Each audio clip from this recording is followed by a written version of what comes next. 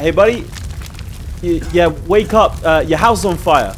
Also, you've got glass lodged in your groin.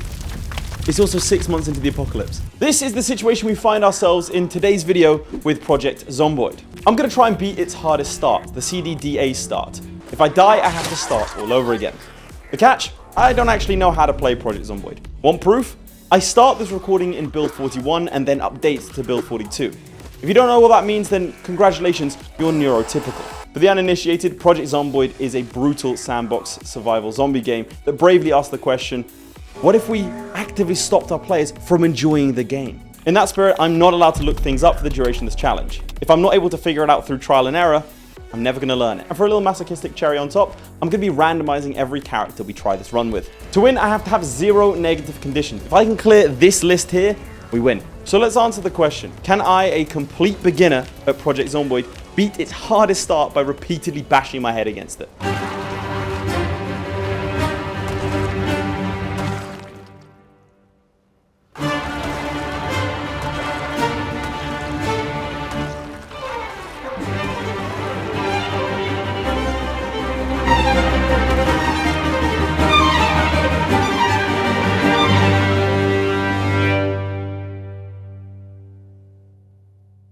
Our journey begins with Jeremiah Ritchie. He's overweight and has all thumbs, but at least he's a fast reader. He's going to use that blisteringly quick literary ability to get a quick read of the situation.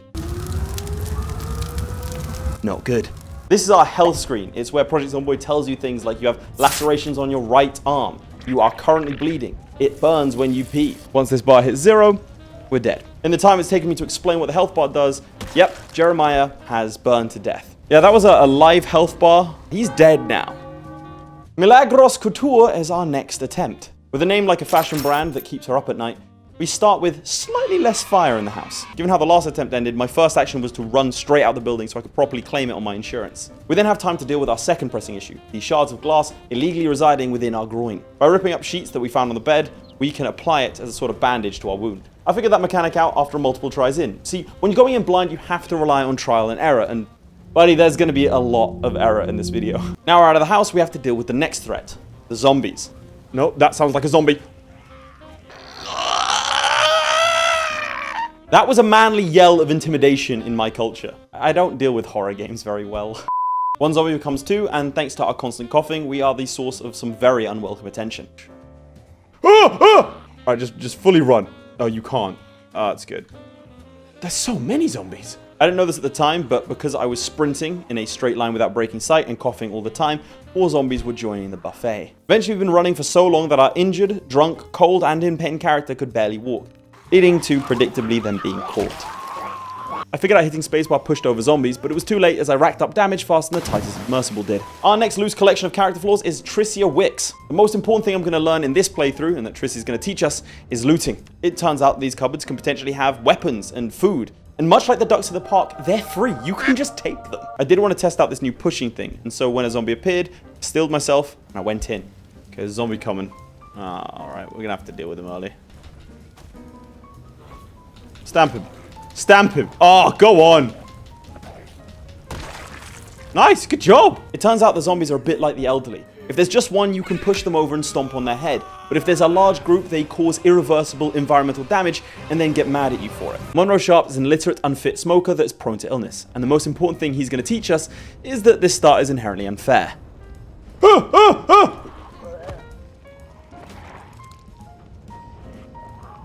Oh no, oh come on man.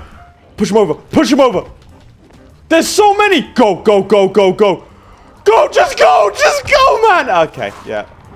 That's not good. Yeah, okay. Fair enough. Sometimes we'll burn to death before leaving the house. Sometimes we'll be attacked by zombies instantly. It's all random chance at the end of the day. Some runs are just doomed from the start, a bit like being born in Birmingham. Antonia Harvey is our next character, and she is death. Oh, good. In Project Zomboid, mechanically, this means we can't hear anything. Take a listen. Still, with this character, we're able to handle a zombie and loot its corpse for some clothes. Thanks to our deafness, we will have 0 warning about an impending attack, so we have to be on our guard. It's so disconcerting not being able to hear. How do I climb? Uh-oh. Uh-oh. Oh! Just gotta walk with purpose. Walk with purpose. Okay, we're good. Oh, no. Oh. Despite all the disadvantages, this is our best run thus far, having survived 3 hours. It might look bleak and you might understandably be asking yourself, can Laith even beat this challenge? But here's the thing. Every single run, I learn just one more mechanic that I can take into the future ones. This is my full-time job, and so I don't have anywhere else to be. Eventually, with enough attempts, I'll have the combination of knowledge, skill, and luck to get just one good run. It was just going to take a lot of attempts to get there.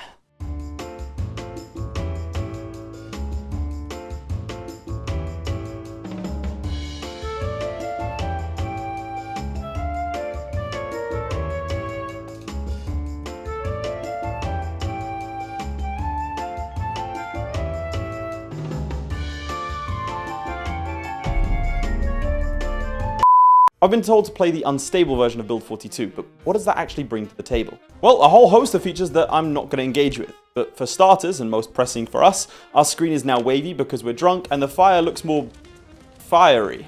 Oh god, oh this is so much worse. Surrounded by fire, we grab a couple of plastic cups before making our way out. I told you I learned just one thing every time. Being a smoker, she's familiar with the concept of fire, and so skirts around the edges of it to reach the window. This is our standard start and what I'll try and do every run from here on out. Leaving the house, we begin phase 2, looting the local area, in this case the house opposite. Fortunately, these houses aren't always empty. I have to say, what kind of person gets drunk in an apocalypse anyway? Alright, Janet, let's open the door. Okay, yep, that was not fun. I tried going around the side to see if I can open up a window, but we live in a low-trust society, and so sadly, they're locked. I'm looking at the footage, and in a bizarre move, I then figure the best thing to do is open the door. Oh, you're an idiot. Oh, Laith, you're an idiot. Pushing over the zombie and killing it, we now have an additional laceration to our groin that is infected and bleeding. This is what's medically known as a problem. Well, I should check that. I'm not qualified to. Patient number 1, they wake up falling out of the shower. They are drunk. They are naked. They have glass shards lodged deep into their groin, and they're currently bleeding. Also, the house is on fire. Who's that one? That one's prayers. Hopes and prayers. In an attempt to scare away the infection, we decide to put on the zombies' blood-soaked clothing. Little side note here, we start naked, and so we need clothes ASAP. You may question the wisdom of putting on clothing that is legally classified as a bioweapon, but in Build 42, we have bigger issues to worry about. It is very, very cold. Not only will we die of hypothermia if we don't get clothes quickly, we will also develop sniffles in the meantime. The sniffles are far more deadly. This is because we will loudly sneeze and cough, and so every single zombie in a 12-mile radius will run straight at us. So we can only really put on whatever clothes we can find and suffer the dignity in the meantime. Speaking of, we wash off what blood we can in the toilet instead of, the sink, before heading out and saying hi to the neighbors. No, don't crouch now! Don't crouch now! We take them out by pushing them over and stomping on them, showing off my new and improved combat ability. This is the result of more runs than I'd like to admit.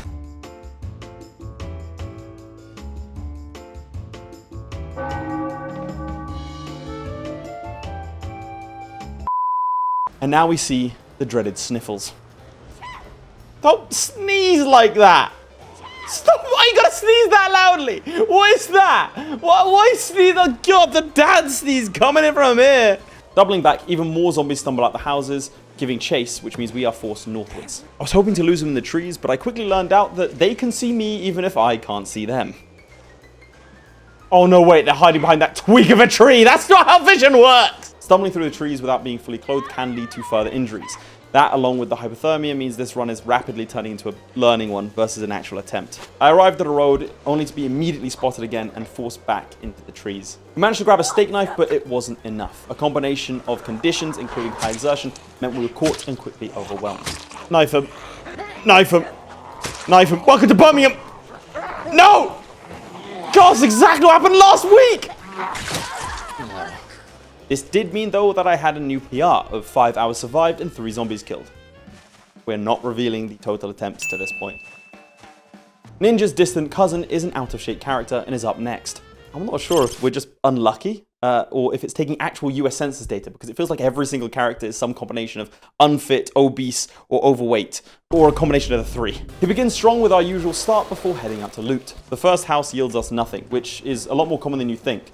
Loot in this start is set to extremely rare, so it's not uncommon to find absolutely nothing, and it just adds to the RNG level of this run. The second house is much the same, giving us only rat droppings. It's a kind and generous offer, but I'm still full from lunch, guys, thanks. Approaching our third house, we 1v1 a zombie and take its clothes. And then we enter the house.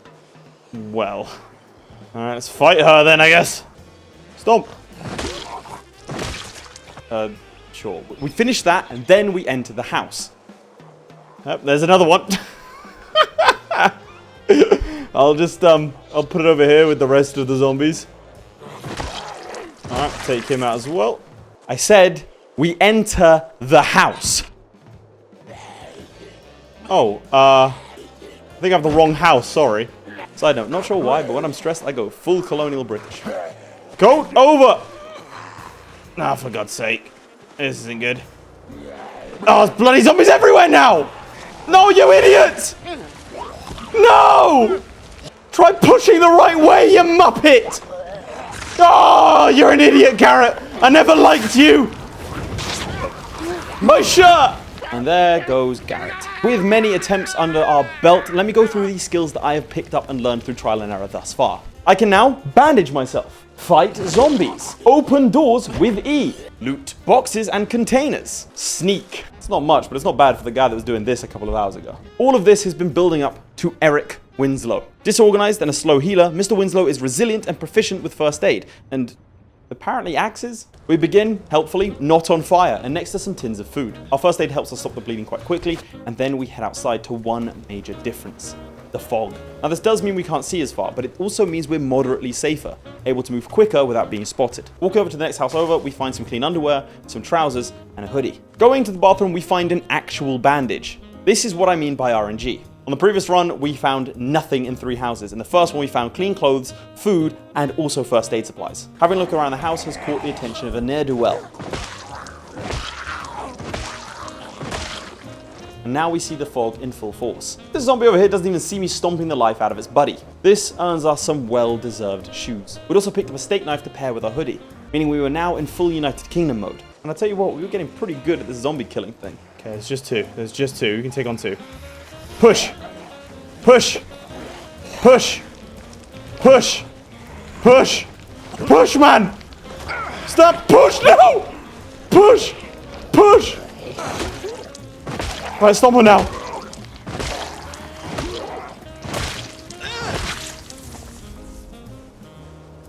Whew.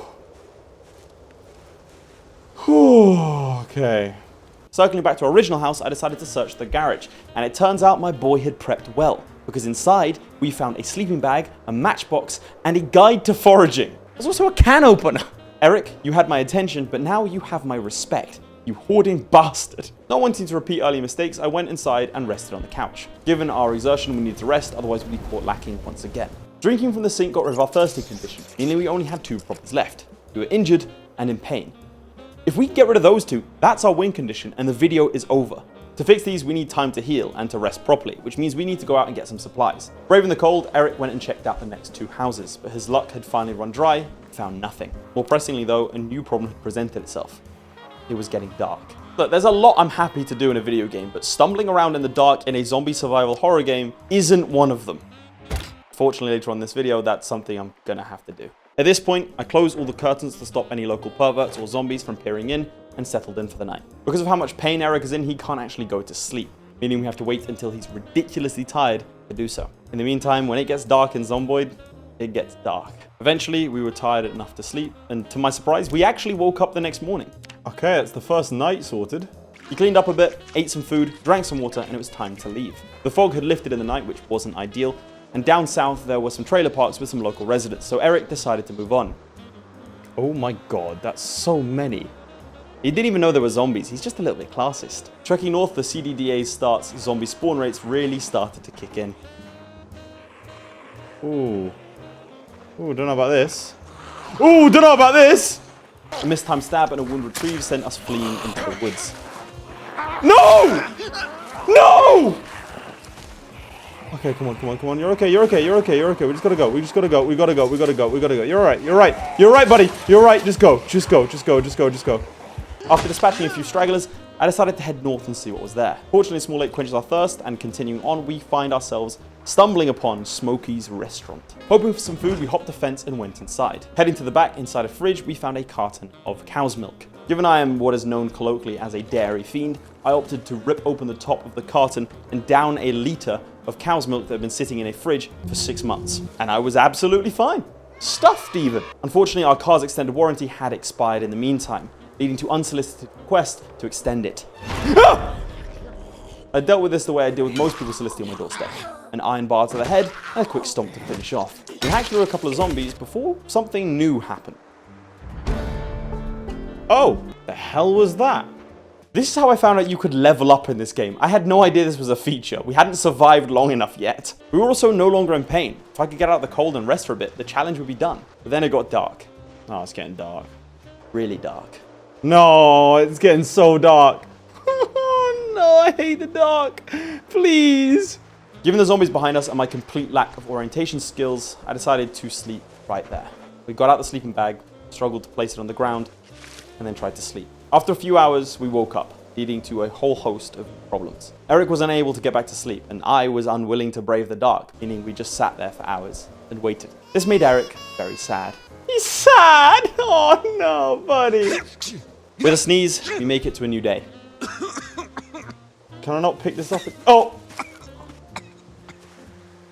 Or was it the wind rustling them? I did not like that. No, it was not. Man, if they'd come at me a little bit sooner. That's me done.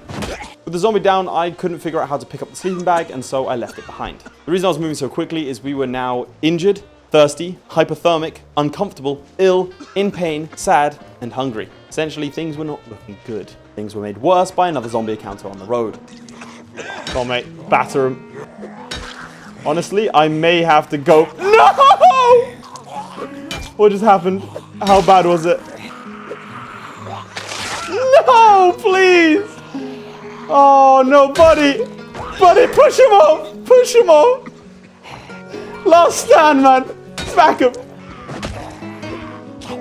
Oh, no! Unable to run away, Eric died there on that road, having survived over 2 days and killing 18 zombies.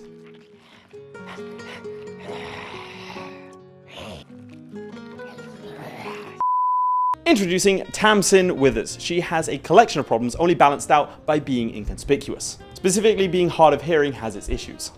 Oh, Jesus! I think she might also have some problems seeing. Go on, get him. Where did he disappear? Oh, you're not that blind, love. Still, armed with a fillet knife, she makes short work of a couple of zombies before heading next door to find some clothes. Then, entering the next room, she made a discovery that I have not seen before. Well, that's not a bad start, is it? 2 9mm pistols and a box of ammo is really not a bad find. Now, guns are a blessing and a curse in Project Zomboid. They are really good at killing zombies, but much like letting slip that you're a woman on Reddit, you'll be immediately surrounded by unwashed and diseased individuals who present a very real threat to your well-being. Drinking some water and picking up some food, I decided to go north. I had no idea what was up there, but every other cardinal direction had led to death. For a while, it was just forest. Does this forest never end? Oh, what? Well, it ended. This is prime horror territory right here. Looks like yeah, this has to be a farm. Tamsin had found herself on a farm of some sort, which was promising because there should be an abundance of food whilst being mostly devoid of zombies. Approaching some sort of barn, I was sad to see that I was sorely mistaken. Still, they hadn't seen me and I was far away, so going east, I decided to head towards the main house. Unfortunately, the barnyard zombies had chosen this moment to jump over the fence and start heading towards the house, meaning we were now sandwiched between the two. Sneaking past the house to scout out further, a single zombie caught wind of us and was quickly dispatched. We'd made it past the horde and now could quietly enter the home. Jesus Christ. Okay, so that didn't work, did it? At this point, we were hypothermic, hungry, and nowhere near home. Given the stakes and accepting that we'd have to kill everything within earshot, you know what? I loaded the gun.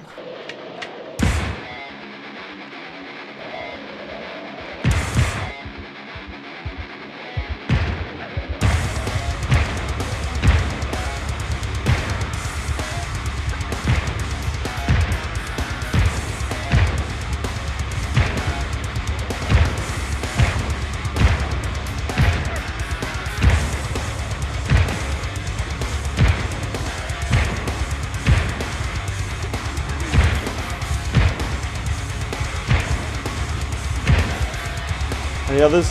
Come over, push him over. 11 rounds.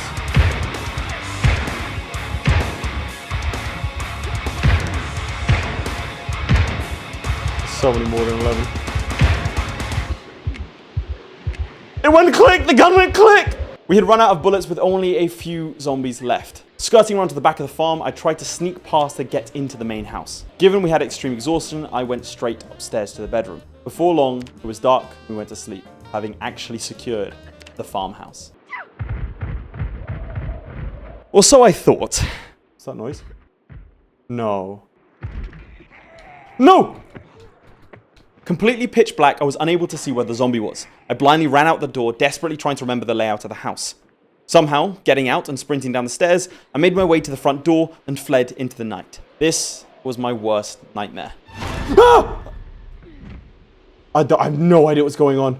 I had no way of knowing where the zombies were or where we were even headed. To make matters worse, the coughing and sneezing guaranteed that they knew exactly where I was. The situation was so dire there wasn't enough room on the screen for all of the problems we were facing. Eventually, the inevitable happened, and we took a laceration to our right upper arm by some unknown assailant. Running all through the night, Tamsin, and I still don't know how he did this, made it all the way back to our starting location. Heading into a house, a brief moment of respite allowed her to drink some water. But it wasn't long before something was knocking at the door and it was time to move on again. Given the mountain of problems she was facing, it was a miracle she hadn't been caught yet. But eventually, she was so tired she could barely walk another step. Oh no, she's got nothing. No! Come on!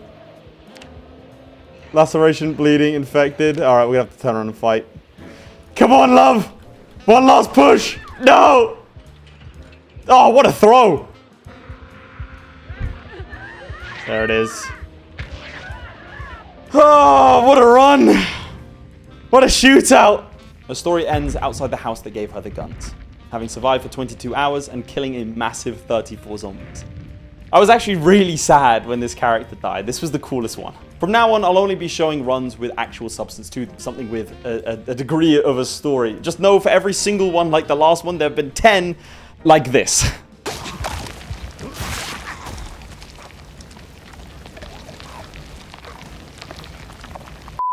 Next up, we have Terence Truong, a character I thought was doomed from the start given he is hard of sight and also deaf. To make matters worse, he starts with one of the hardest fire starts I'd seen with nowhere to go. There's a chance he genuinely doesn't even know his house is on fire as he calmly grabs some marinara sauce from the cupboard. He isn't even able to remove the glass from his wounds before being forced outside. You might think that's this run over, but Terence is built different. Is there one there? Okay, there's a zombie here.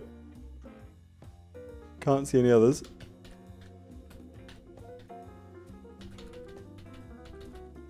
Terence simply doesn't care. Every single other character gets the alarmed condition when they're jump scared, but he doesn't. I don't even think he's aware that there's a zombie apocalypse on. I think he just doesn't like people. He heads into his neighbor's house, whom he never really liked, before grabbing some clothes and a frying pan. A frying pan he wields like a line cook who's finally snapped and is going after the customers. He then loots a couple more houses before casually walking into town. And I mean casually walking. See, I can't tell when there are zombies behind me, leading me to just walk and conserve energy. There's something magical about being surrounded by a zombie horde but being completely unable to see or hear them. Making his way downtown, walking fast, Terence gains a level in light-footed and clears out zombies when he can see them. He walks into the burger joint and is dismayed to see no one working. Kids these days. Hopping the counter, he grabs some American cheese and some washing up liquid, his two favorite snacks. At this point, something weird was happening to me, the player. I'd been listening to silence for so long, I started to make my own sound effects when fighting. Dunk, dunk, dunk, dunk. Terence makes his way further south and even sticks to the sidewalks because in his mind, there's no apocalypse, this is a normal day. After making his way to the motel, he was assaulted suddenly. Unfortunately, Terence is bitten in an attack that he didn't see coming.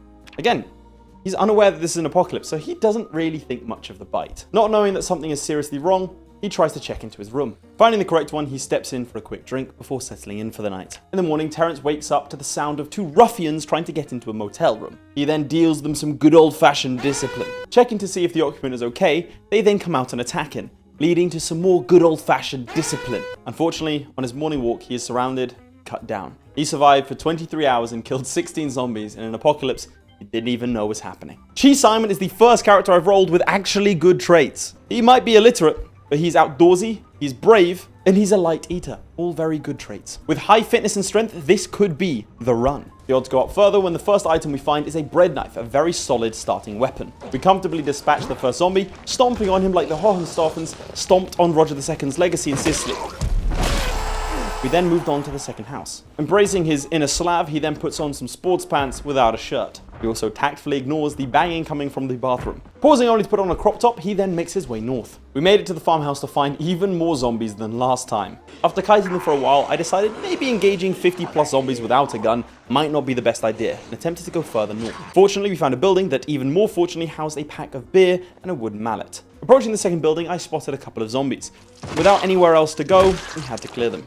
This involved trying to bait them out one by one, but they weren't exactly cooperative. Oh, we're really going to do a jump scare? Look, lads, gotta tell you what, some of these zombies are so inobservant. After a long, drawn-out process that resulted in a couple of injuries, we took them out. This little house had a bed, so after all the zombie bashing, Mr. Simon needed a rest. Jesus. That's right, 2 more zombies, immediately followed up by 2 more zombies. Not gonna lie, when I first turned up, I saw 2 zombies. I have no idea what was going on in this tiny shack of a house to have 12 people die at the same time in the same place. Frankly, I don't want to know. Anyway, finally, the place was clear. Oh my god! You had to see that one coming. In any case, we secured our prize, a tiny shack in the woods. Still, we were cold, tired, and exhausted, so settled in for the night. Somehow we slept through the night, putting Chi in our top 1% of contenders already. Unfortunately, we were almost hypothermic and immediately attacked by zombies. Fueled by peanut butter alone, we made our way all the way back to where the challenge began. At this point, he was ill and hypothermic, a dangerous combination. However, I had figured out by this point if you equip a tissue, it muffles the sneezing and coughing. I don't want to tell you how long that one took. Going west held no solace as we were constantly being attacked by zombies. Ooh! With nowhere to rest or stay, he was forced to move on. To make matters worse, his tissues were now used up, leading to his sneezing attracting every zombie on the map. Stumbling to the woods, I found a singular, lonely road. This was our last chance. Any zombies at all here, and it was over. McCoy Logging Co. Oh my god, I was hoping this would be deserted. How many people worked at this logging company? What is this? There was not a single unemployed individual in this entire place, was there? My congratulations to the McCoy Logging Company, who have apparently solved unemployment in Muldra. Skirting between logs and fences, there was simply nowhere for Chi to go. The debuffs were stacking, and he was on his last legs. This was it. Finding a shipping container, he walked inside and closed the door behind him, aware the undead would be outside. There, he set down his crate of beers, cracked one open, and waited for the end. 1 day, 5 hours, and 16 zombies. Very, very good attempt. At this point, I was sure the challenge was impossible without looking anything up. Project Zomboid is a hard game, and for someone who is almost completely inexperienced to go into the hardest start and not be allowed to look anything up is frankly absurdity. Add in the randomizing of characters and it tips it into an unplayable challenge. And that's not even starting the RNG. But here's the thing with RNG. I just needed to get lucky once. Marcy Perks, a sleepyhead and a clumsy nutritionist. Not good traits and a terrible fire start. The first cupboard yields a box of tissues, a butterfly knife and some cereal. Nothing too special, but a decent start. But going to the bathroom, I saw something I hadn't seen in hundreds of runs up to this point. Car keys. On top of that, there were a pair of tweezers which would be incredibly helpful in getting glass out of our wound. Ladies and gentlemen, we have a run. Quickly grabbing the curtains for a bandage, we removed the glass with the tweezers. Sneaking outside, I apprehensively went to the driveway to see the car. There was just one problem. How do I get in? I don't know how to get in a car! You can't trial and error what you've never seen before, but approaching the car door and tapping E let me in. Then there was problem number 2. How do you start a car? Yes. How do I reverse? Yes. Yes. No.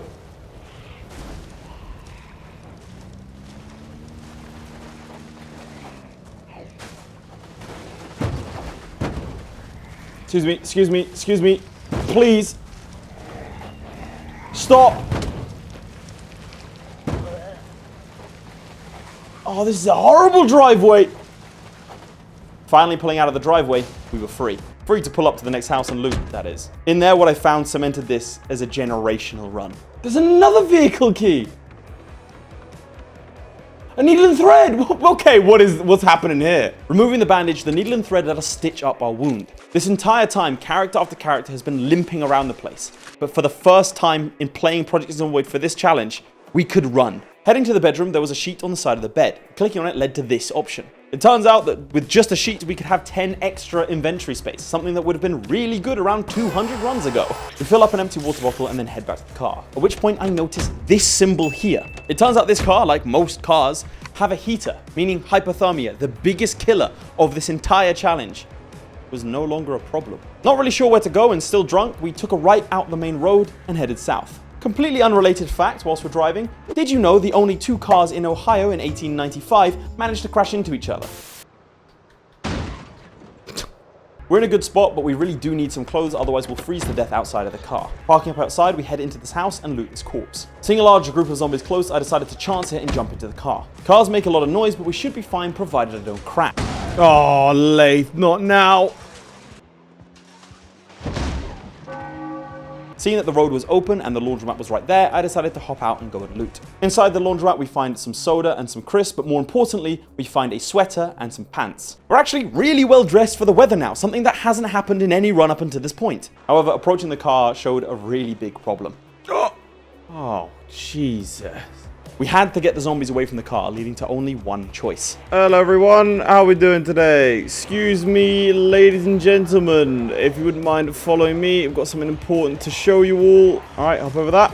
Well done. Question is, did I get them away from the car? No. Woo! That could have been bad. Oh! The Great Escape! Excited by a getaway, I failed to turn and ended up in this field.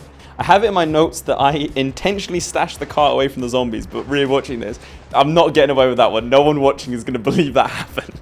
We were actually so well dressed that inside the car we were now uncomfortably warm. Still, even though things were looking optimistic, we had to find food. Jumping over fences and dodging zombies, we darted into a side alley place. This ended up being the back of a convenience store. In the storeroom was a veritable bounty of food. We were now pretty well stocked, and I started to go back towards the car before I saw this symbol.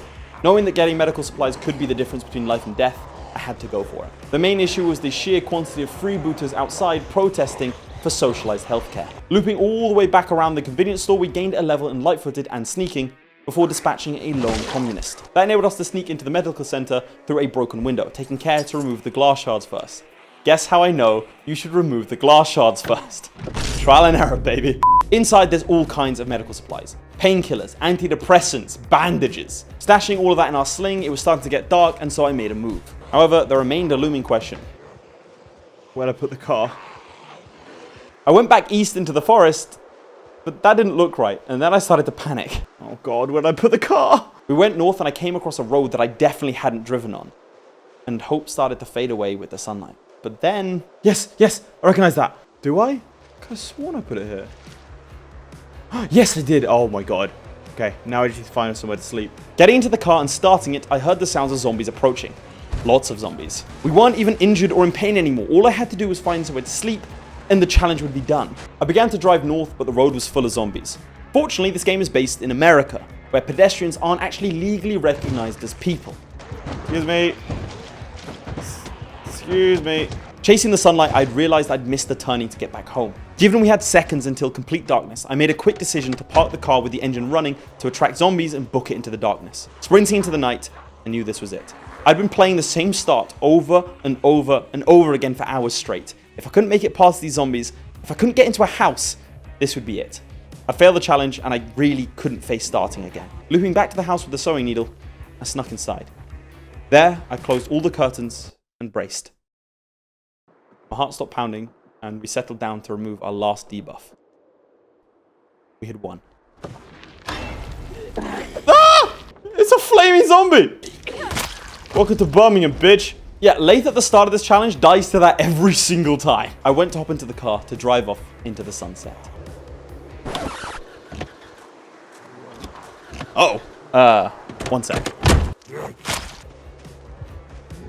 Where's my keys? Where are my keys? Did I leave them in the car? Is the other side will be open, right? We'll go for another pass. We'll go for another pass. There's just more of them coming each time, right? Come on. Is that dickhead now?